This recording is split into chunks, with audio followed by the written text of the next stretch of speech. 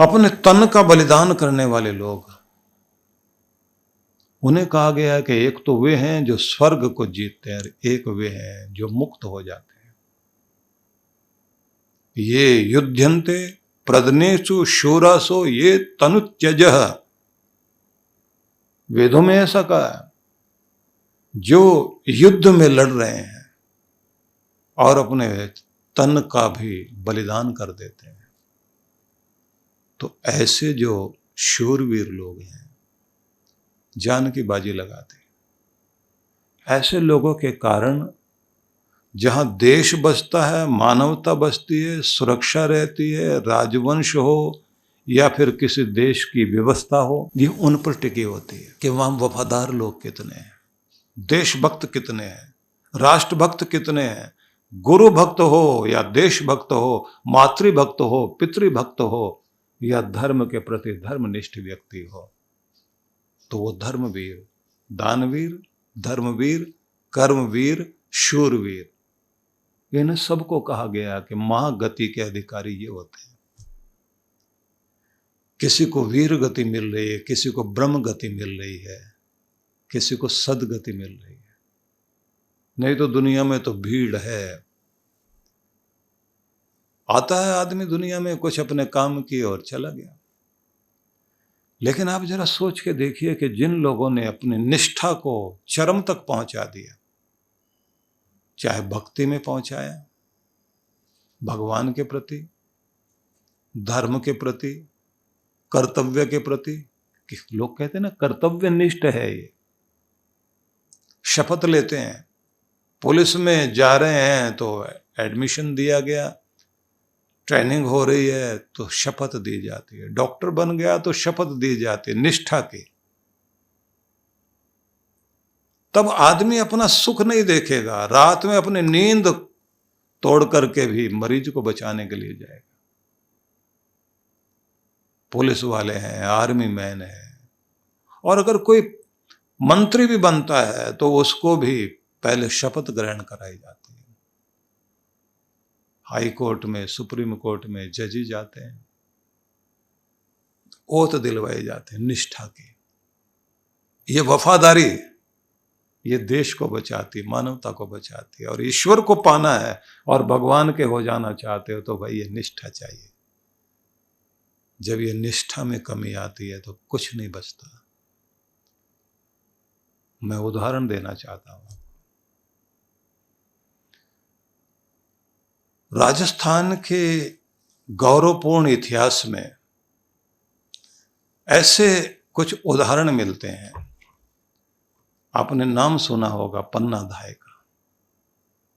एक महिला जिसने अपने बेटे को बलिदान कर दिया था, क्योंकि अपने देश में ऐसी परंपरा रही है कि युद्ध की भूमि में लड़ने के लिए वीर सिपाही जाने लगा है तो उसकी कमर में तलवार बांधने का काम और उसको तिलक लगाने का काम पहले उसकी पत्नी करती है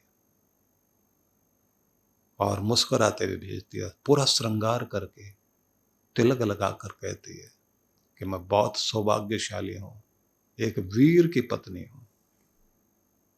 जो कहते ना जननी जने तो भक्त जन या दाता या शूर, नहीं तो जननी बांझ रहे काहे गंवावे नूर। वही जननी जननी है जिसका बेटा या तो दानवीर बने, धर्मवीर बने, कर्मवीर बने। राणा सांगा राजस्थान के इतिहास में एक बहुत बड़ा नाम है और उनके बेटे थे उदय सिंह। मां थी उदय सिंह की कर्णावती, जिसने अपना आत्म बलिदान, सामूहिक आत्म बलिदान किया था। जौहर की अपनी परंपरा रही वहां। तो उसके बाद उस बच्चे के पालन की जिम्मेदारी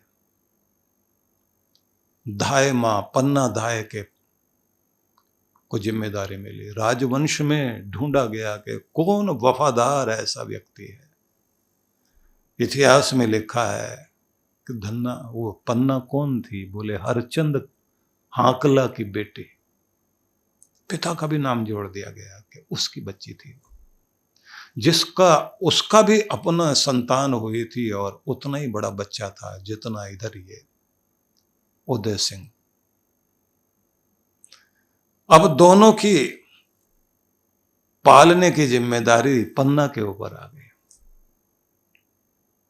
पन्ना अपना दूध पिलाती है, एक तरफ अपने बेटे को, दूसरी तरफ राजा के बेटे को, दोनों को साथ साथ पाल रही है। और कुंभलगढ़ किले में, कुंभलगढ़ का अपना इतिहास है। कुंभलगढ़ के किले में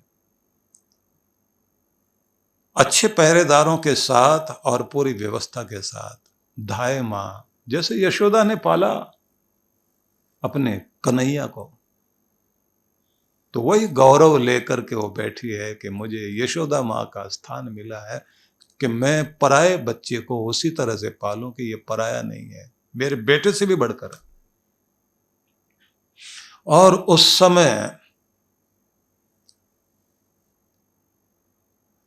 कहने के लिए चाचा था, लेकिन वो दासी पुत्र था वनवीर,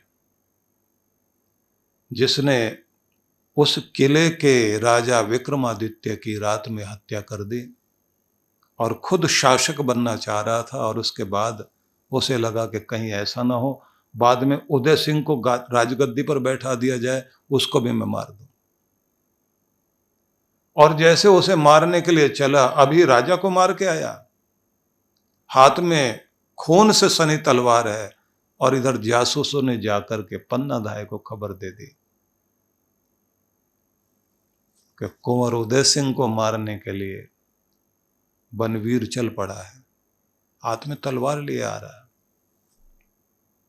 और इसने इतनी जल्दी में पन्ना धाय ने उस बच्चे के, उदय सिंह के कपड़े उतारे और अपने बेटे के कपड़े पहना दिए, और अपने बेटे के को कुंवर के कपड़े पहना दिए, और उसके पलने में लेटा दिया उसको। और जैसे ही चलता हुआ अंगरक्षकों के साथ वनवीर वहां आया, हाथ में तलवार और उसमें से खून टपक रहा, और कड़कती हुई आवाज में कहा कि कहां है कुंवर उदय सिंह। बताया गया, उसने उंगली से इशारा किया, मुंह में घूंघट, मुंह पर हाथ रखा हुआ, उंगली से इशारा कर दिया अपने बच्चे की तरफ, ये है। और जिस तरह से उसने तलवार मार के उसके टुकड़े करे, एक मां अपने बच्चे की हत्या होते हुए देख रही है।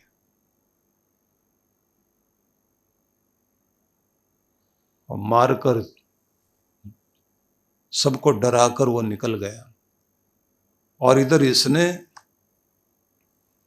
जब ये बनवीर आया था उससे पहले ही उस बच्चे को, कुंवर उदय सिंह को, एक टोकरी में रख कर के ऊपर झूठी पत्थलें रखकर अपने सबसे विश्वस्त वफादार सेवक के हाथ में टोकरी दी और कहा, राजवंश, राणा सांगा की वंश को, वंशज को सुरक्षित रखने का दायित्व हमारा, वफादारी की परीक्षा है ये, जान पर खेलना पड़ेगा लेकिन राजवंश को बचाना है।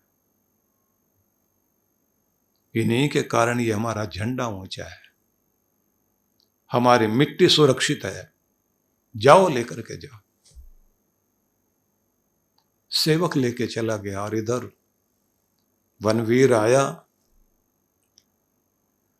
और जब पूछा कि कहाँ है कुंवर उदय सिंह, तो उसने इशारा कर दिया अपने बेटे की तरफ, और उसने उसके टुकड़े कर दिए।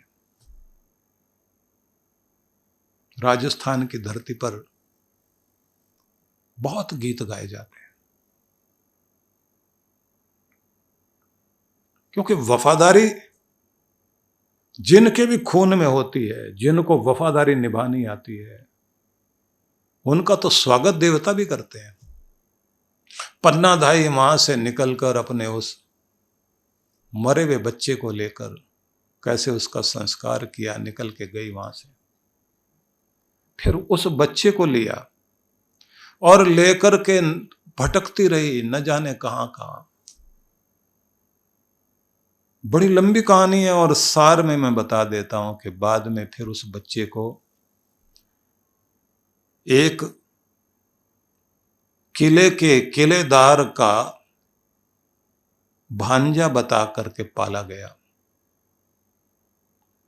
और 1542 में जाकर फिर उसको राजगद्दी दी गई।